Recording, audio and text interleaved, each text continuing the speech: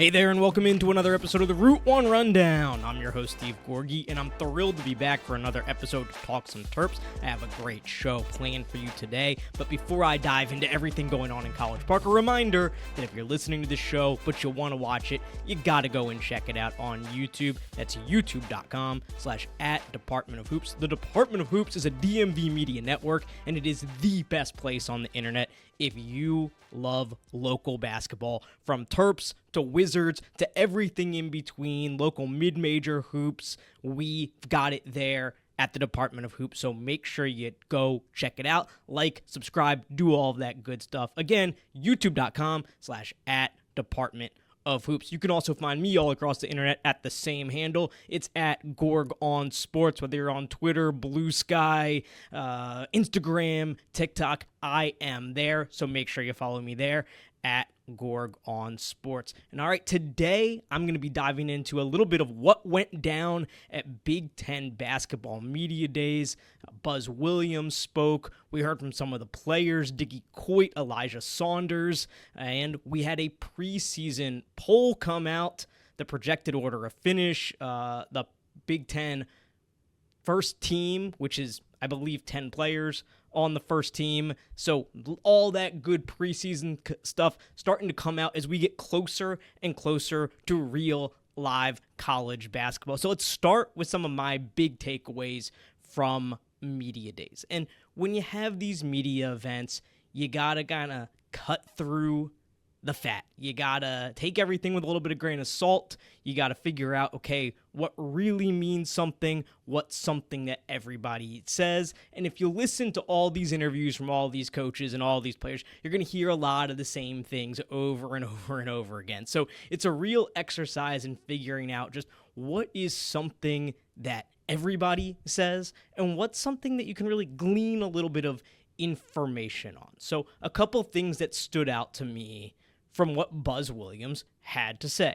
And I listened to what he did with the Big Ten Network. I listened with the interview he did with Gary Parrish over at CBS Sports. And the first thing that stuck out to me, and this is kind of combined with some things we've heard over the course of this offseason, is Buzz Williams mentioned that, maybe Maryland overscheduled a little bit in non-conference play. Now, Maryland does have a fairly challenging non-conference schedule this season. They're going to go and play Georgetown. They're going to play Virginia, and those are going to be true home games. True home games. The Georgetown is going to be at Xfinity Center. The Virginia game is going to be down in Charlottesville. They're going to go out to Marquette, play a game there. Obviously, Buzz Williams coached there for a very long time. They have a very good team, a very good program under Shaka Smart. So those are some challenging games that are going to be played on actual home sites. Then, of course, you have the Players Era Invitational, where Maryland's going to play UNLV in Vegas. Maryland's going to play Gonzaga in Vegas, and then we'll see what other games they play. So I don't disagree with him at all that this is a challenging schedule. But when you hear Buzz Williams say that, combined with the fact that Maryland overhauled the entire roster, of course, not a single player returns from last season's Sweet 16 team. Of course, it's a completely new coaching staff. They're all trying to figure out how to play together.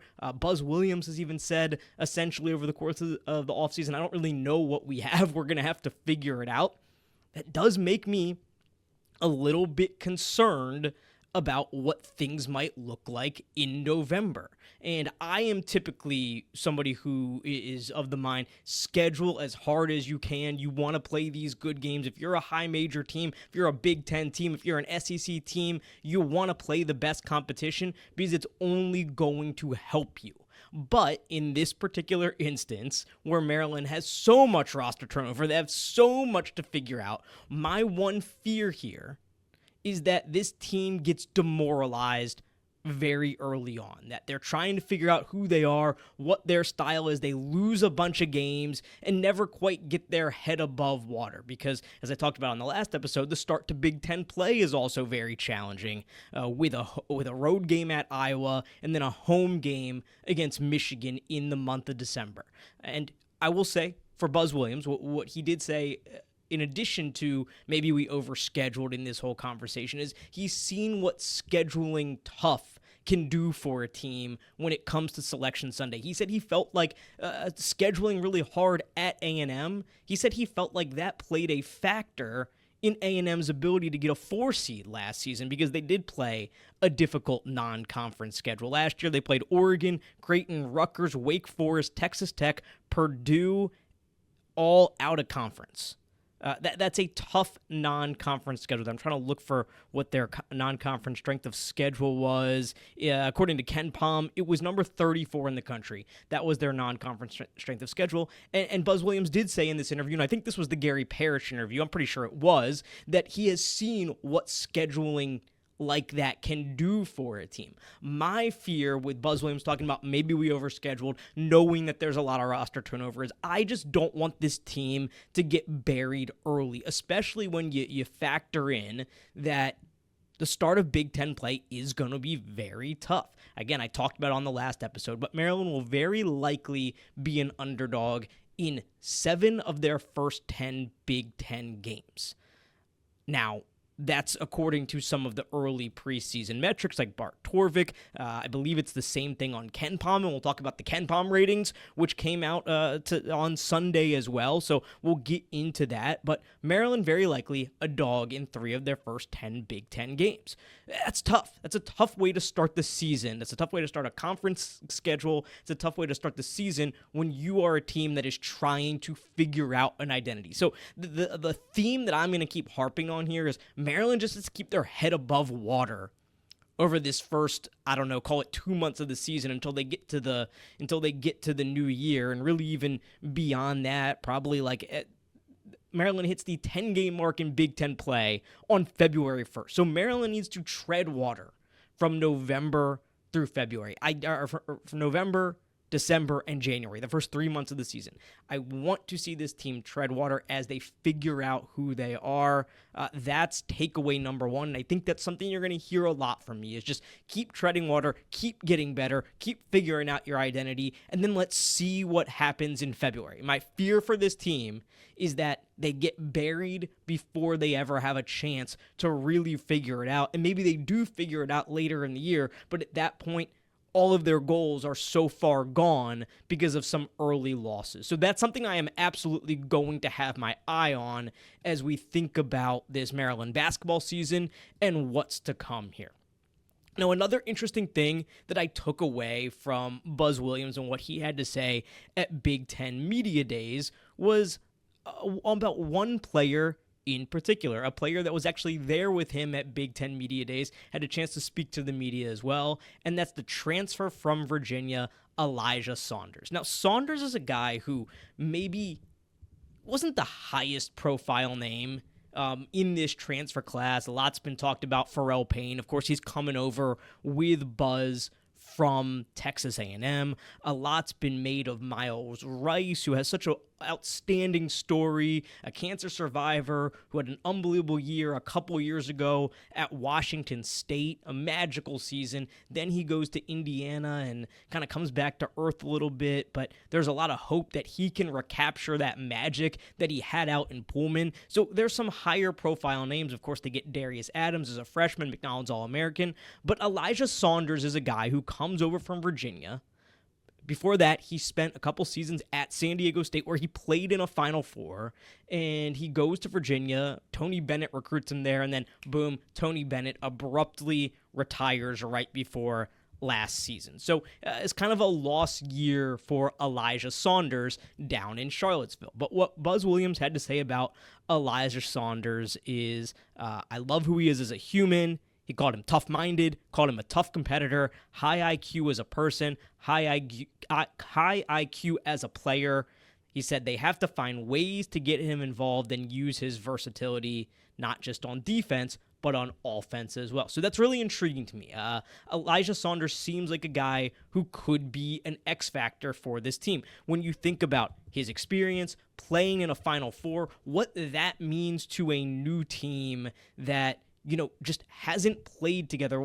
You need leaders. You need somebody who can say, hey, I've been there. This is how you win. This is how you win at the highest level. I do think that kind of thing is important. And maybe Elijah Saunders can be that guy.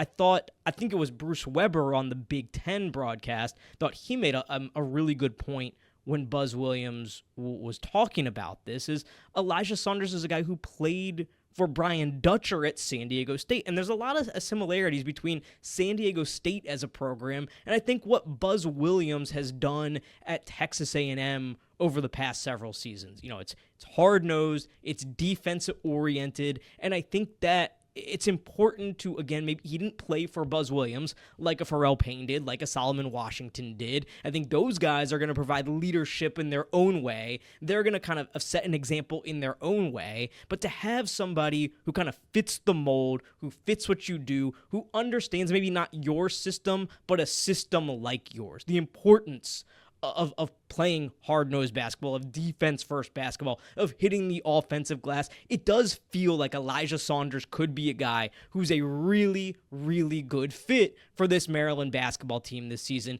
in Buzz Williams' first year. So those were some of my big takeaways from what Buzz Williams had to say. Again, you can only take so much from what they say. Everybody feels like they're more connected than ever. Everybody's excited for the season. Every team is close. Every team loves hanging out off the floor. Like, those are the kind of things you'll hear over and over and over again, no matter who it is, whether it's Purdue, whether it's Rutgers, whether it's Maryland, whether it's Indiana. But those were a couple of things that I saw, I listened to, and I thought, that's interesting. Maybe there's a little something to it.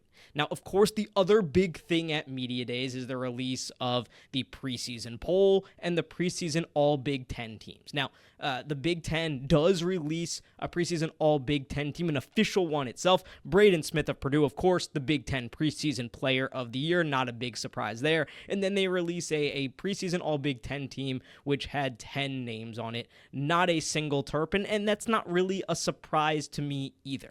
Now, what I think was a little more surprising to some people was the Big Ten preseason media poll. Now, the Big Ten does not release an official poll. There is an annual poll, however, done by the Columbus Dispatch and the Indianapolis Star in conjunction with one another. It's been going on for years. And in that poll, Purdue was picked to win the league with 25 first-place votes. Michigan was picked second with 3 first-place votes.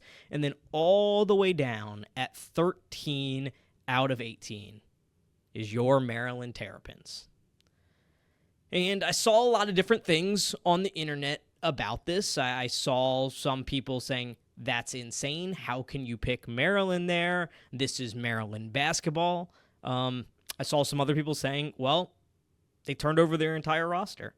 And where I kind of come down on this, and this is not the hottest take in the world, but I have a very hard time complaining about wherever Maryland would be picked in this poll because you just don't know what this team is going to be. I've said it time and time again. Everybody knows not a single player returns from last year's roster. And basketball is a sport that is so much about how you play together, how you communicate, how those puzzle pieces fit together. I find it really, really difficult to say, I know with 100% certainty Maryland is going to be this. I know with 100% certainty Maryland is going to be that. All of these pieces that they brought in could fit like a glove. They could all buy into what Buzz Williams is selling, and we could see a team that just clicks from day one and is one of the top, 4, 5, 6 teams in the league, a surefire tournament team, and it's easy as that. Or we could see a team that is trying to figure out who they are for a long time. Maybe you have one piece that it just doesn't fit quite like you thought it would. I talked about it on last week's episode, but Rakeese Passmore getting hurt, missing this season. I feel like this team has a lot of different lottery tickets, if you will. You're bringing in a bunch of pieces. You're hoping that they hit. Well, Rakeese Passmore is one less guy who could hit. I just think there's so many ways that this season could go. I have a hard time really dinging anybody for saying, I'm not so sure about Maryland. These other teams are more well-known quantities. I'll put them ahead of the Terps.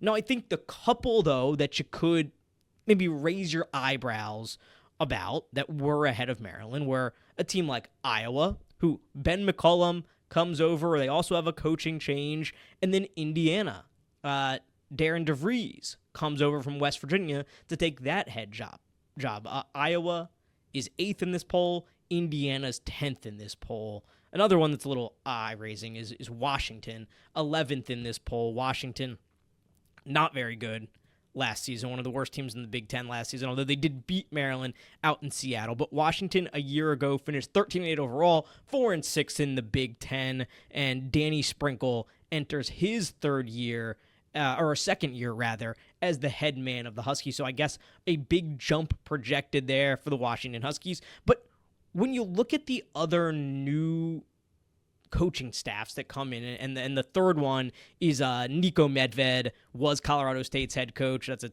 program and team that us Maryland fans became very familiar with in the NCAA tournament last season. Of course, Derek Queen hitting the buzzer beater against them, one we'll never forget. Minnesota picked 16th in this poll. But I think it's easy, like if you're a Maryland fan, you're like, okay, well, why is Indiana ahead of Maryland? Why is Iowa ahead of Maryland? I think the answer is really simple.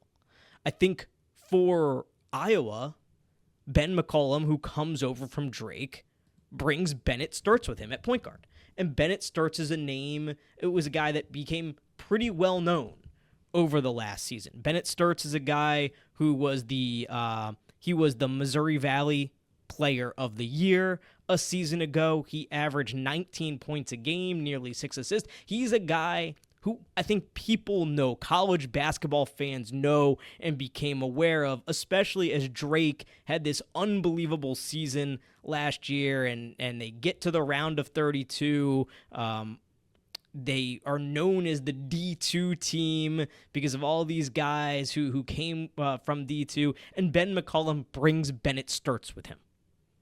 I think for Darren DeVries and Indiana, it's very similar. He brings his son, Tucker DeVries, over with him. And Tucker DeVries got hurt last year, a little bit forgotten, but Tucker DeVries was at Drake 2 seasons ago, became a really big household name during that season. He was the 2-time Missouri Valley Player of the Year. So you have these guys from Drake who, ironically, both of them from Drake, who had all this success. Drake has kind of been a darling in the college basketball world the last couple of seasons. And I think it's really easy to say, okay, Ben McCollum comes over from Drake.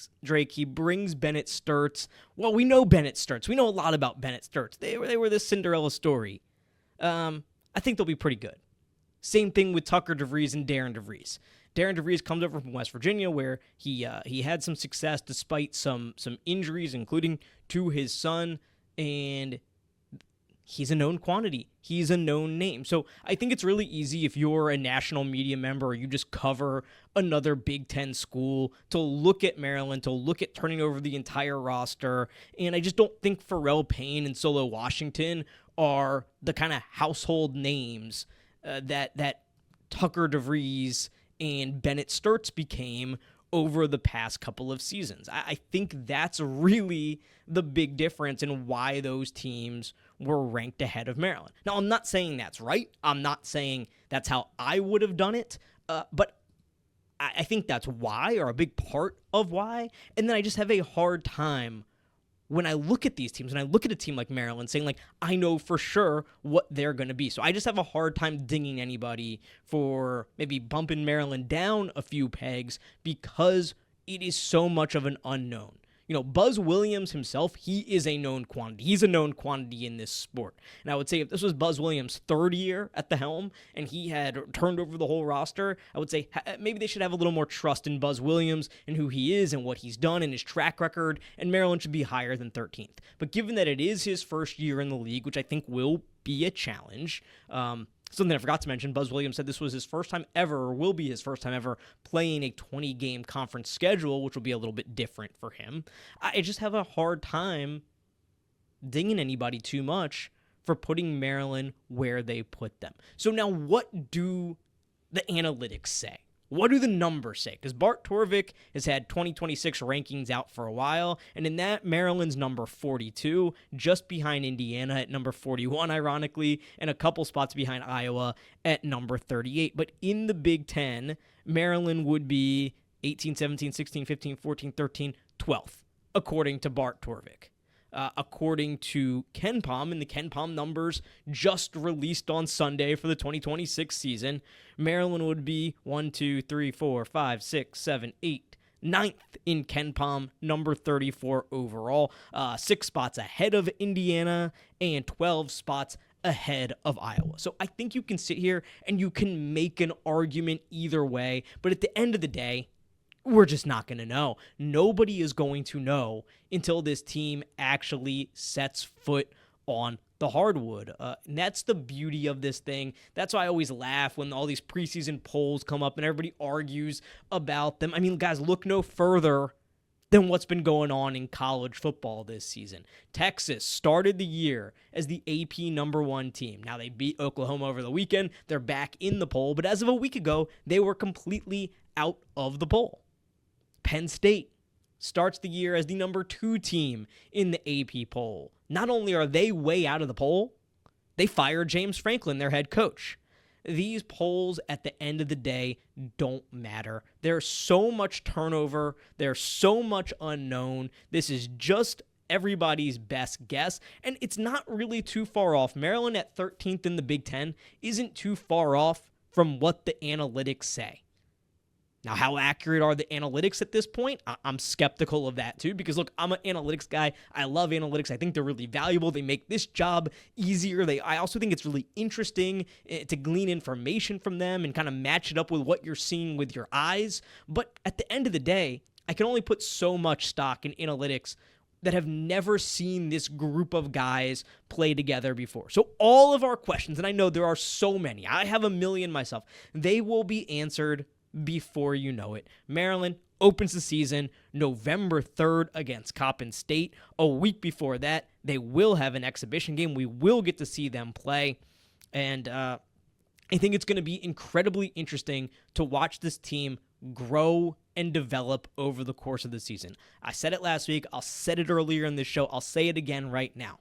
I want to see them grow. I want to see them develop. I want to see them just keep their head above water over the first couple of months of the season and see if they can grow and develop into something real.